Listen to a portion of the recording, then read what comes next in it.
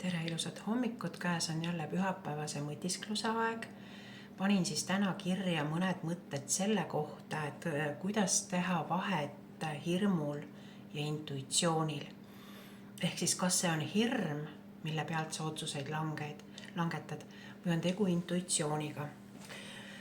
Väga paljudel inimestel on tegelikult siis see olukord, et nad on väga veendunud, et nad on intuitsiooniga heas ühenduses, et sisetunne annab justkui märku, aga väga sageli on see siiski hirm, mis meid juhib.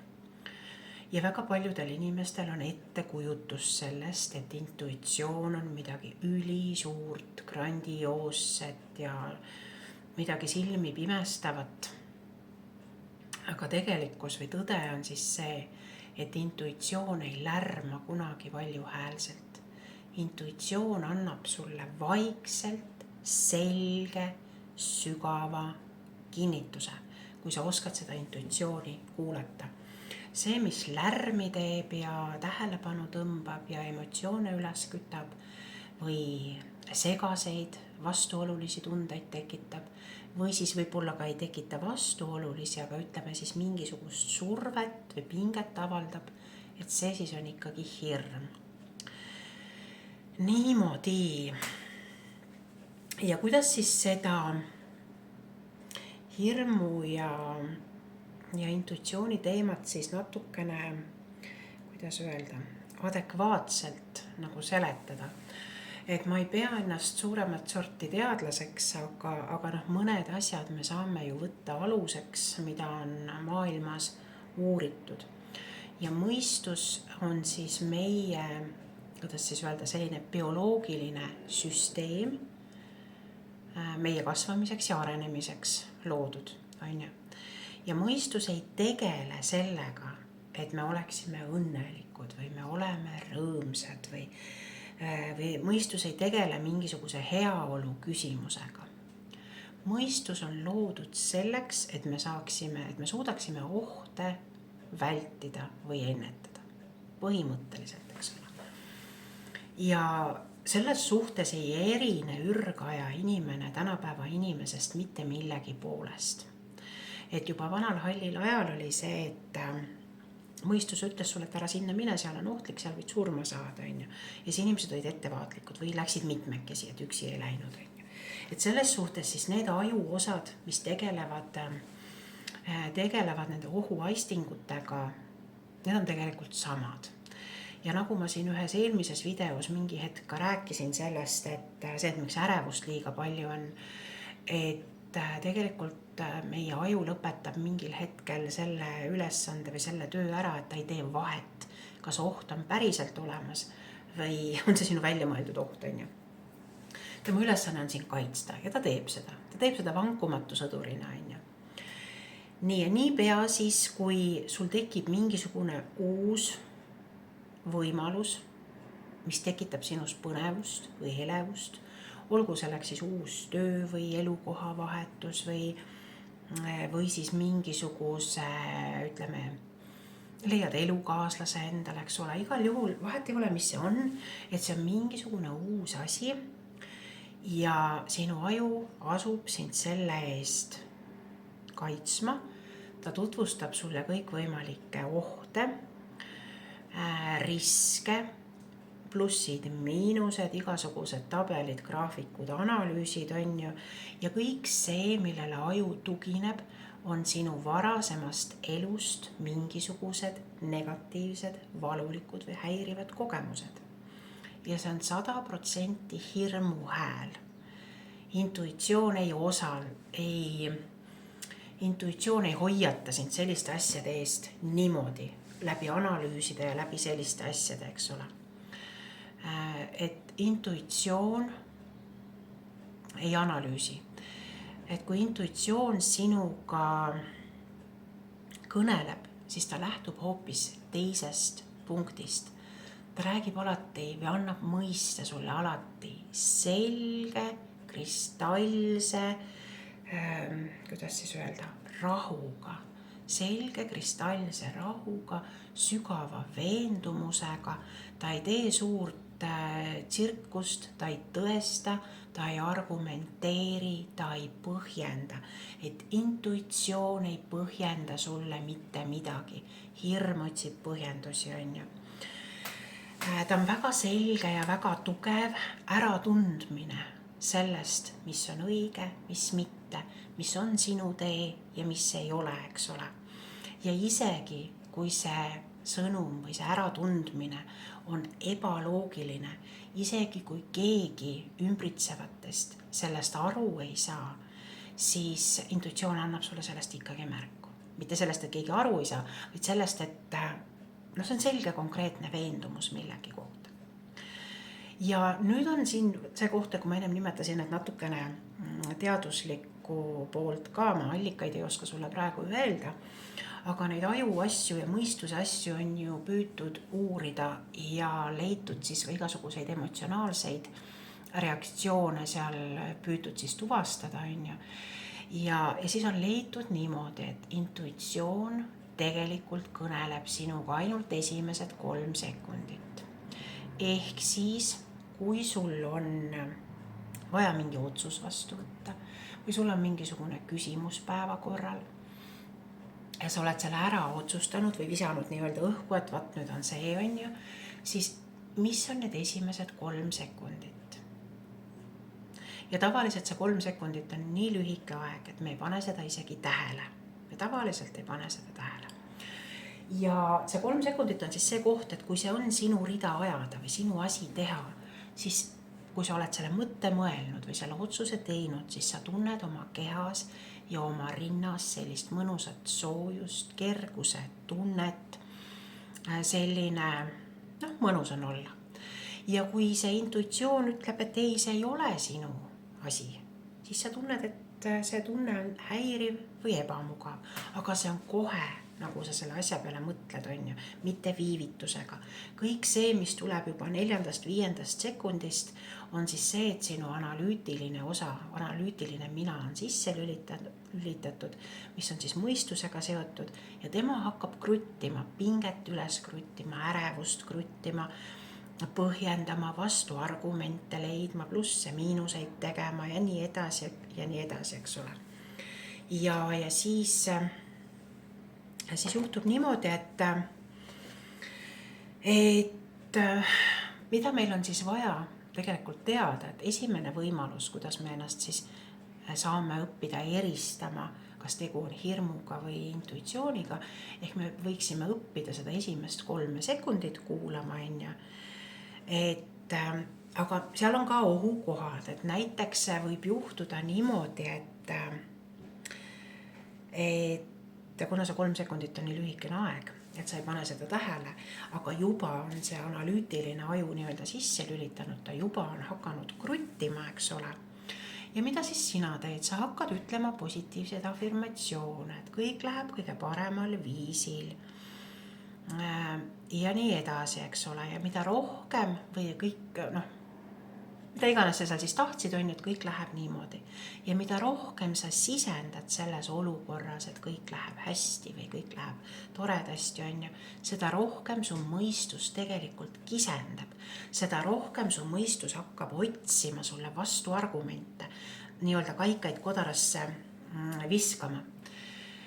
Ja mis siis juhtub, on see, et sellel hetkel siis põhimõtteliselt on sul vaja see nõiaring peatada.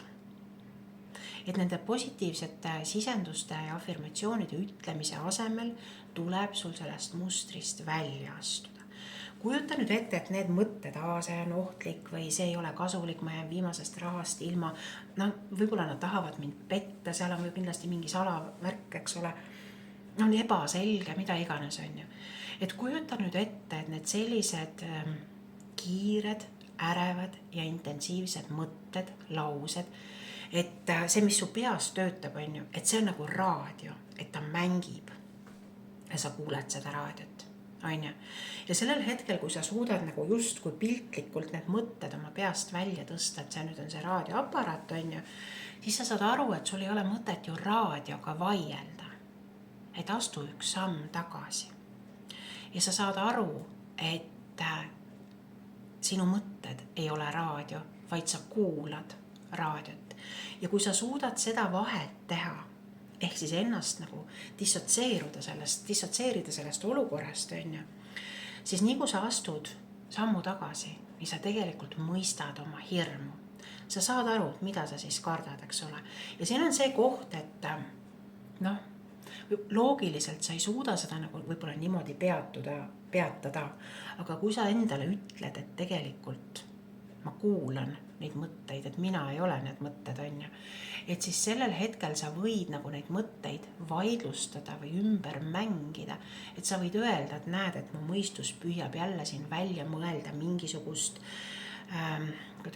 mingisugust olukorda või mingisugust valemit selleks, et ma jääksin oma rahast ilma või et ma tööd ei leiaks või et mind ei oleks kellelgi vaja, et mu mõistus püüab mind saboteerida. Et sellel hetkel sa võid nagu öelda seda, et kui see mõistuse kisa liiga suureks läheb, siis mis veel?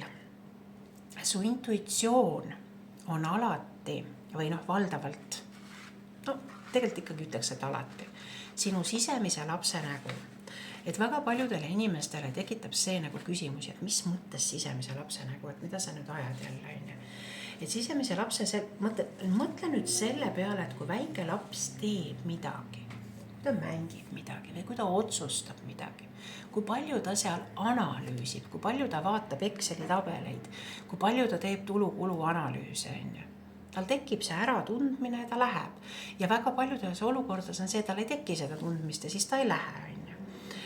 Ja siin on nüüd see koht, et nüüd nendel inimestel, kellel on oma sisemise lapsega see ühendus nagu teadlikult loodud, hoitud ja korrastatud, keda ka teadlikult võib-olla niimoodi, ma ei tea, aktiveeritakse või elus hoitakse, et nendel on ka see intuitsioon tugevam või see ei ole õige öelda, nad usaldavad seda intuitsiooni rohkem, et see intuitsioon on meie kõigi sees olemas. Suur osa inimestest lihtsalt ei usalda seda. Siis ühesõnaga ma hakkasin rääkima siin seda, et su intuitsioon on su sisemise lapse nägu, et ta tegelikult ei ole siis selline täiskasvanu, kes on siis neurootiline või kes üle mõtleb või üle planeerib või igas põõsas tonti näeb, et saad ju ise ka aru, et tegelikult see intuitsioon ei saa ju nähtavale tulla, kui sul on neurootilised ja ärevad mõtted peas. Ja näiteks, et kui nüüd juhtub, et sa neid esimesi sekundeid ei märganud või need maha magasid, siis kui sinu intuitsioon sinuga nagu päriselt kõneles.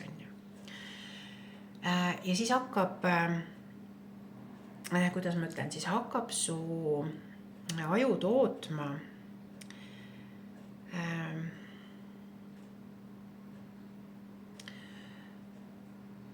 ühesõnaga su aju hakkab tootma siis igasuguseid selliseid ohusignaale, ütleme siis see, et keha hakkab tootma stressihormoone, ja siis oletame, et sa tahad teha mingit suuremat elumuutust. Ma ei tea, võib-olla sa tahad elukohta vahetada või tahad võib-olla probleemsest suhtest välja tulla või tahad töö juures, ma ei tea, töösuhet lõpetada või midagi sellist. Ja sa neid esimesi sekundeid tähele ei pannud seal. Sest ärevus oli niigi juba sees, et ma pean seda uudist või seda otsust nagu teatavaks tegema. Ja siis võib juhtuda niimoodi, et sa hakkad nagu märkama tahet, mingi asi hakkab nagu kruttima su sees, eks ole. Ja siis sa võtad selle otsuse vastu. Nii. Ja sa tunned nagu seda, et sinu sees jääb nagu hetkeks kõik rahulikuks. Ühesõnaga, mida ma tahan öelda on see, et meie aju õpib meid tegelikult, või meie aju ei ole täpne öelda, meie mõistus õpib meid saboteerima. Ehk siis, kui sa oled juba neid 3 sekundit õppinud märkama ja sa juba tunned ära ja see on aidanud sul mingeid otsuseid vastu võtta, siis aju keerab nagu, või mõistus keerab nagu sinna natukene vinti peale. Ja see tähendab seda, et mingil hetkel sul tekib selline tunne, et sa oled selle otsuse ära võtnud, on ju. Ja siis sa oled igaks juhuks ette kartnud, eks ju, ja siis sa ütled endale, oota, stopp. Ja sellel hetkel, kui sa ütled stopp, aju lõpetab stressihormooni tootmise ja tegelikult pinge ka füüsiliselt sinu kehas kaob. Ja sulle võib tunduda, et vaat see nüüd oligi intuitsioon. Aga sisuliselt oli see siis, see oli siis sinu mõistuse poolt esitatud või mängitud selline lõks. Et siin saab välja tuua selle, et umbkaudu väidetavalt, et mina ei ole seda kontrollinud, aga väidetavalt 90% nendest nii nimetatud äratundmistest või taipamistest, mille kohta inimesed ütlevad, et see on nagu intuitsioon, on ju, võiks öelda, et see on sinu mõistuse seatud lõks, ehk siis see on see kergendus, mida su mõistus koges, ehk siis sinu vale intuitsiooni poolt tehtud, kuidas siis öelda, maskeraad või? Jah, et ta nagu pettis sind ära, eks ole. Et näiteks, et see polnud sisetunne, vaid pigem siis hirm, mis seda keelt ikkagi nagu rääkis. Aga mõistus õppis seda hirmu nii-öelda maskeerima. Et selline asi võib ka olla. Nii, aga kui nüüd on see koht, et kui sul on raske oma seda sellist intuitsiooni järgida ja sa tunned, et sa oled tupikus, et ma ei tea, et mis nüüd edasi saab, on ju, sul on vaja otsustada midagi. Ja kui sa otsuse vastu võtad ja su peas hakkavad mingisugused mõtted kerima, vahet ei ole millised, aga tavaliselt nad on siis natukene sellised häirivad või kahtlevad, siis ütle endale stopp. Et mis see siis nüüd on? Et küsi endalt, et aga mis siis, kui see on tegelikult mäng? Mis siis, kui see on mäng? Ja küsi 2 küsimust. Küsi 1 küsimust, et mida ma teeksin siis, kui mul mitte ühtegi takistust ei oleks, kui kõik oleks võimalik. Ja haara esimesest välgatusest, mis su pähe nagu tuleb. Ja püüa siis seda teha. Ja vaat nüüd oli see koht, et kui sa haarad nii-öelda esimesest välgatusest, mis su pähe tuleb ja püüad seda teha, siis see tavaliselt on see, mis sind aitab edasi. Aga nüüd on see koht, et kuidas see mõistus siis saboteerima õpib. Et mõistuse üks ülesanne on ikkagi kaitsta sind, eks ole. Ehk siis mõistus püüab teha oma selle sõnumi sulle ta nii-öelda pakendada teise keelde. Ehk sul tekiks nagu mingisugune insight või äratundmine, eks ole, et mõistusel oli õigus, on ju. Ja siis on samamoodi see, et sa võtad mingisuguse otsuse vastu, on ju. Ja sa tunned, et jäi nagu sees vaikseks ja vaat siis sünnib see koht, et et oli õige, on ju. Aga tegelikult oli see siis mõistuse poolt maskeraad tehtud.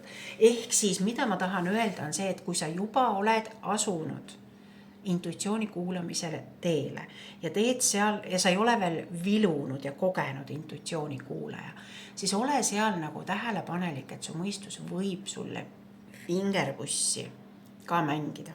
Seda ma tahtsin öelda. Aga selle kohta on väikene abi ka olemas.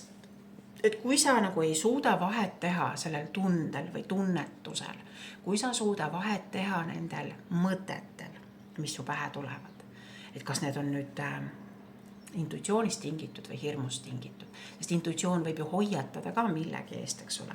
Üks vahe, kordan veel korra üle, et intuitsiooni hääl oli vaikne, konkreetne ja hästi selge ning sügav.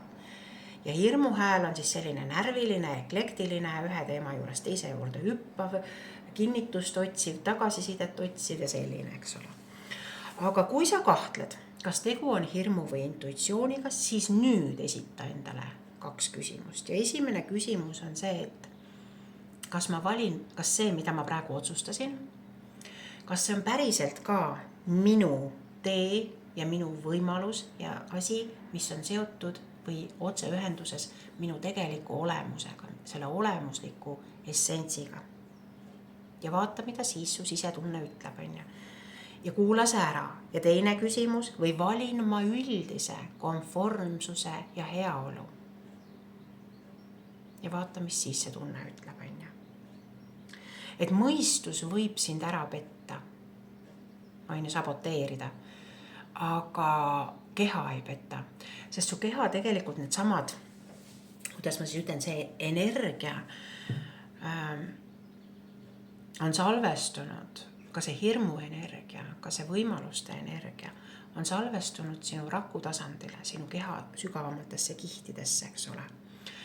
Ja siis me võime sinuga koos siin praegu selle väikese harjutusega teha, et kujuta siis ette sellist olukorda, kus sa istu niimoodi, et nagu mina siin praegu istun, selg on sirge, jalad-allad on täistallaga maas, põlved on 90-kraadise nurga all ja sulge oma silmad. Ja tee 3 aeglast ja natuke sügavamat sisse ja välja hingamist. Sa hingad sisse ja sa hingad välja. Sa hingad sisse ja sa hingad välja. Sa hingad sisse ja välja. Ja nüüd hingad veel korra sisse ja välja hingates sa tunned, kuidas su tähelepanu, su sisemine tähelepanu läheb kas päikesepõimikusse, kas nabast natuke kõrgemal või nabaalune piirkond, et tunneta, kuhu see sul jääb, et lase tal jääda sinna. Ja kogu selle aja hoia nüüd oma tähelepanu seal naba piirkonnas. Minul näiteks on nabaalune piirkond, praegu ma tunnen, aga osadel inimestel võib ka siis see nii-öelda ülakõht olla. Sa ei pea minu järgi olema, tunneta kõhus seda kohta. Ja hoia silmad suletud ja nüüd hoia ja hinga rahulikult sisse ja välja. Ja nüüd võta üks küsimus, millele sa otsid vastust, et mis su intuitsioon sellele ütleb. Et kas teha seda või mitte teha. Ja küsi endalt. Vahet ei ole, mis see küsimus on. Siin saab kas küsimusi testida, kas teha, küsi üks küsimus korraga, kas teha seda, kas otsustada nii. Ja siis vaata, mis tunne su kõhtu tekib. Kui see tunne on soe, kerge või mõnus, siis see on jaa vastus.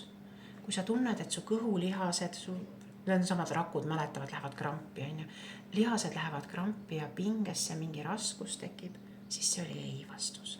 Ja need mõlemad vastused on intuitsioonilt. Et sellised mõtted siis täna, et head testimist sulle ja kui sa mõndasid küsimusi testid, ole palun nii hea, anna siin video all ka teada, kuidas sul testimine läks. Ja anna siin video all teada ka seda, et mida sa tänaselt mõtiskluselt endaga kaasa võtsid. Mis mõte oli see, mis sinu sisse elama jäi. Mina olen Kaidi Livälb, psühholoog, psühhoterapeut ja kohtume nädalal.